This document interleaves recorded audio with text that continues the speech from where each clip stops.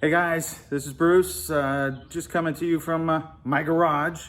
Again, June 18th, okay? We're having a call in to win. All right, we've got this amazing Weber grill. It's still in the box. I am about to tackle this thing and assemble it for you, okay?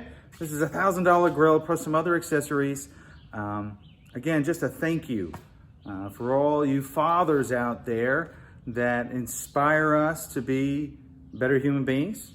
At the PT Homes Group, we love all of you, and we want to share that with you. So I'll show you the progress here in just a little bit. All right, just a quick little update. We got it all out of the box.